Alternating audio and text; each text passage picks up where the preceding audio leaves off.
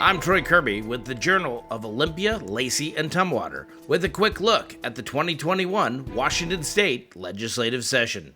The Senate Committee on Housing and Local Government held a public hearing on Engrossed Substitute House Bill 1515, which would allow rental security deposit waiver fees for tenants.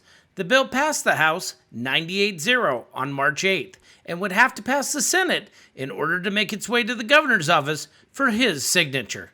This is one of the bills that proves there is no such thing as a good little bill.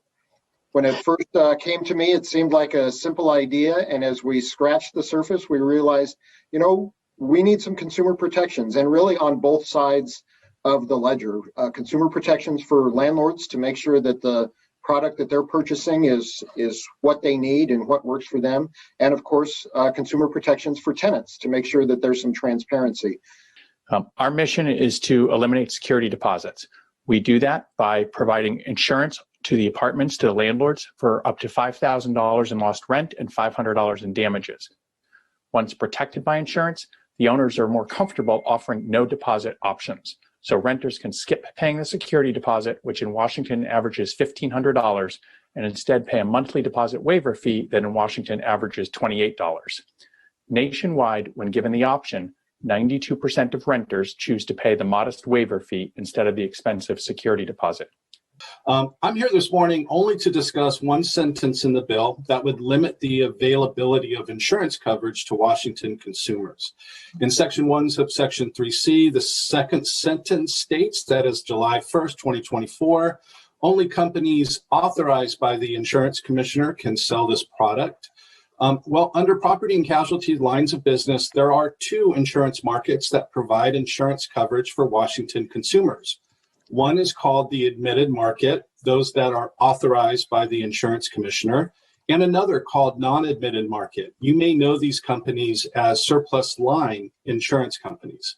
Surplus line companies provide coverage when the admitted market finds something too risky or fails underwriting guidelines, or the product simply does not have enough loss experience for the admitted market to write coverage.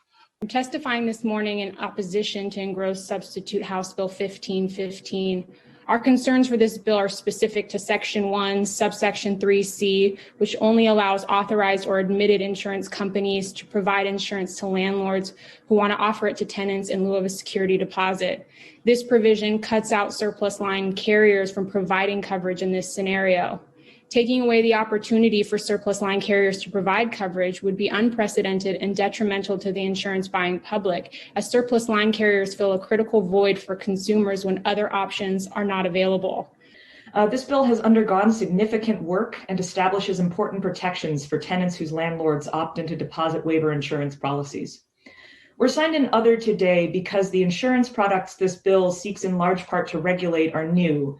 Lease lock is currently the only product of its kind, and we want to be prepared to respond to the need for future work as this market inevitably expands and changes. Thank you for watching the Daily Legislative Report by the Journal of Olympia, Lacey, and Tumwater, covering the 2021 legislative session.